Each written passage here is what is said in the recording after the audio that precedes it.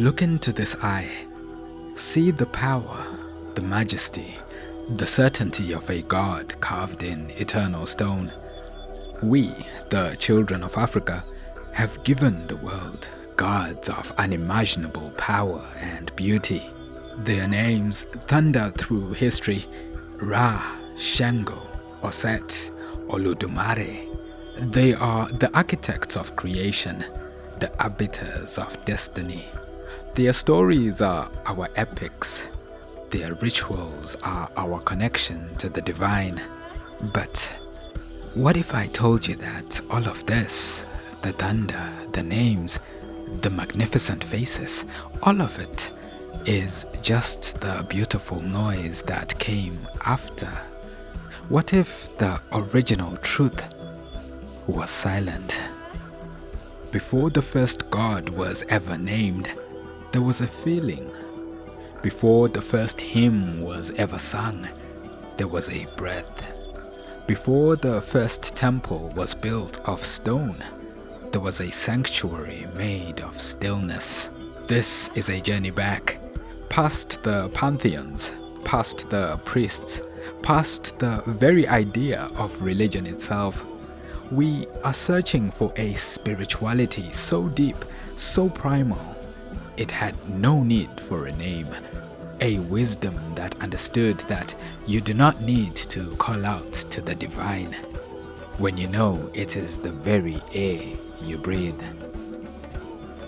Are you ready to listen? Not to the noise, but to the silence from which it was born. To hear this silence, we must first learn where to listen. Our journey does not begin in the world of the sun, but here, in the cool, quiet, dark, in the belly of Mother Earth. Our ancestors knew that the cave was not a tomb, it was a womb, the first temple, a place to forget the world outside and remember the one within. Here, in the oldest desert on earth, live our first teachers, the Sand People. You may see them as simple hunters, but we know them as the first astronauts. Their journeys, however, were not to the stars above, but to the constellations of the soul. They developed a technology, not of metal, but of spirit, a sacred dance. Look closer. This is not a celebration as we know it. This is a careful science. The rhythm of the clapping, the vibration of the feet on the earth. It is a formula designed to hit the spirit. They call the energy they build Nom. It is a river of life that slips in the base of the spine. The dance makes this river boil. It boils until the self, the I that we hold so precious, evaporates like mist, and the soul is free to travel. And the paintings on the cave walls, look at them now. Our modern minds call it art, a charming record of their daily lives, but we know the truth. This is not a record of the outside world. This is a map of inner space. That figure is not a monster from a forgotten myth. It is a self-portrait of a shaman in the moment of transformation, a being dissolving the boundary between human and animal, spirit and flesh. These walls are not a gallery. They are a flight log, a collection of postcards sent from the other side of the mind. In our world of constant noise and endless destruction, we have forgotten the path to this inner temple. We look for answers everywhere, except the one place they have always been. These echoes in the cave leave us with a humbling question. Could it be that our oldest art isn't a record of what our ancestors saw with their eyes, but what they became in their soul?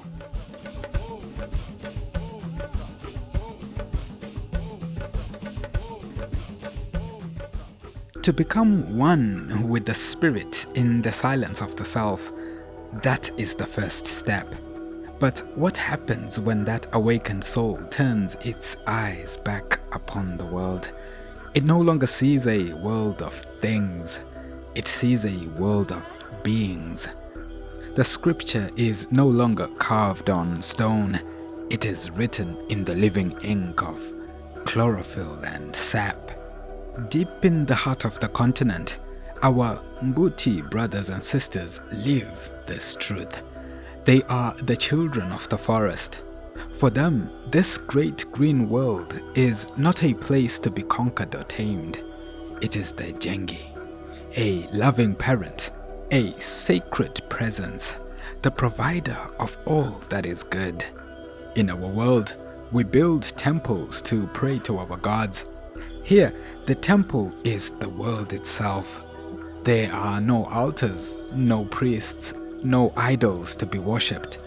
Why would you carve a statue of the divine when you can feel its breath in the morning mist and taste its sweetness in the wild honey?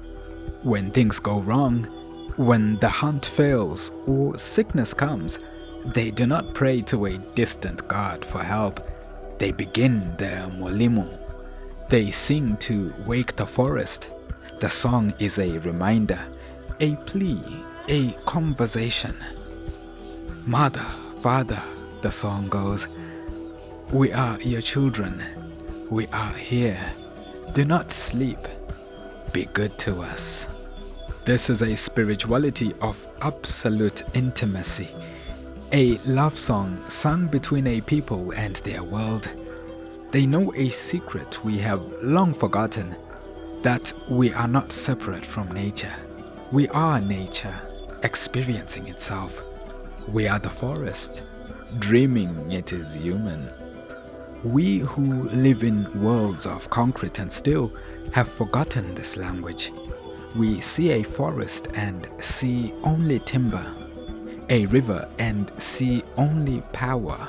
The Mbuti show us that this is not poverty. It is a profound blindness.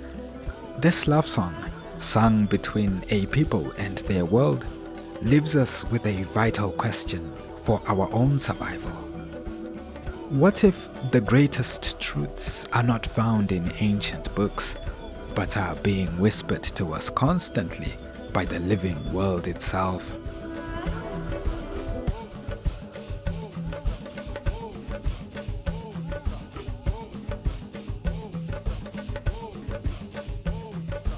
If the living world whispers its truths, what is the breath that carries its voice? If the spirit can be found in the silent cave and the singing forest, are they separate oceans of being? Or are they merely different bays of the same single mighty sea? Our ancestors, in their deep wisdom, understood. Beneath the world we see, there is another river, a river of pure power, a current of life itself that flows through all things, connecting the stone to the altar, the ancestor to the unborn child. It has no single name, for it is the source of all names. In the old kingdom of the Nile, they called a strand of this river the Ka. It was not the soul, not the personality, it was the vital spark, the divine electricity that charged the clay of the human body and made it live. To die was simply for the body to be separated from its charge. The Ka was eternal, a direct line to the cosmic powerhouse. The Yoruba people know this current as Ashe. Ashe is the power to make things happen, the power to bring something from the world of thought into the world of being. It is in the blacksmith's hammer that transforms rock into a tool. It is in the elder's words that can calm a conflict or bless a child. It is the inherent potential of the universe to become. This is the great secret of our tradition. The divine is not a noun, It is a verb. It is not a king sitting on a throne, separate from his creation. It is the very doing in all action, the being in all life. Spirituality, then, is not about passive worship. It is the sacred art of learning to feel this river, to gather it, and to direct it with intention and wisdom. If this sacred river flows through everything, the soul, the forest, the fire, the word, if this is the true nameless essence of the divine, then it leaves us with one final profound mystery. Where in all of this do the gods we know and praise belong? What is their purpose in a universe already so full of spirit?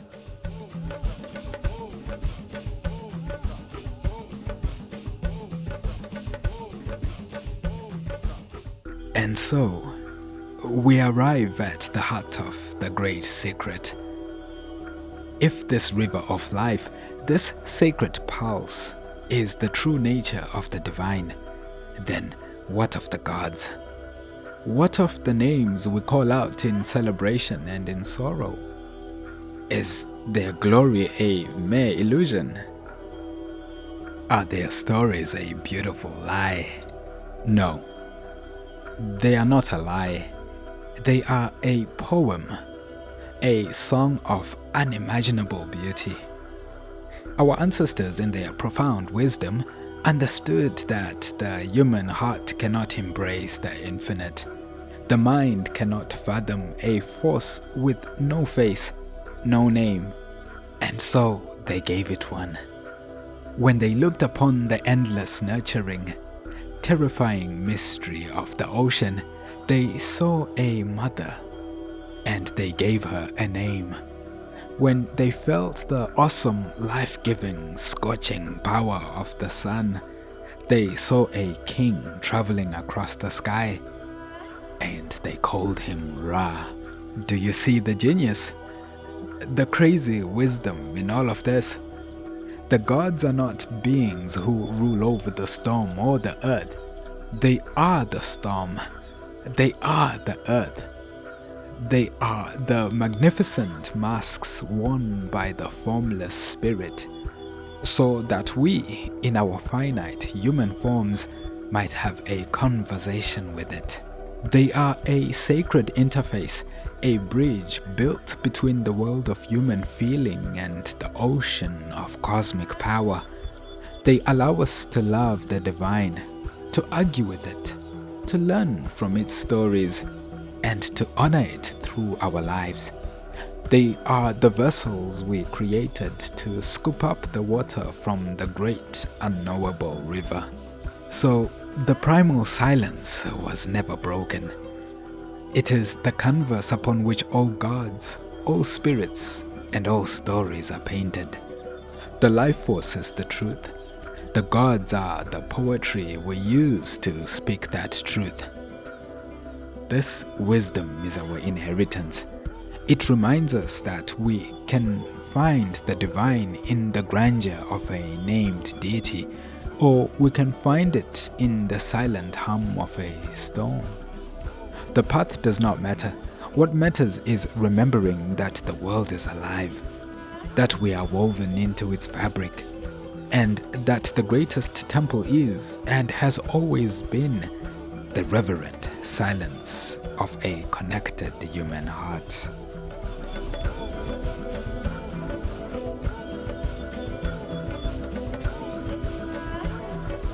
The story does not end in the ancient past. It lives right now, in the bit of your own heart. For this wisdom, this primal consciousness, is not a relic in a museum. It is a seed planted in the soul of every human being, waiting for the right conditions to grow. You have felt it, haven't you? This echo. You feel it when you close your eyes and take a deep breath, finding a quiet cave within the noise of your own mind. That is the wisdom of the sun, reminding you that your first temple was within. You feel it when you walk in a park or by the ocean and suddenly feel a sense of peace, of connection. A feeling that the trees and the water are alive and speaking to you. That is the wisdom of the Mbuti, reminding you that nature is not a place you visit, it is your home. You feel it when you are in a moment of pure creation, of deep connection with others, when a powerful energy seems to flow through you. That is Ashe. That is the river of life, reminding you of your own power to create, to heal, and to make things happen. To reclaim this inheritance does not require us to abandon our modern lives.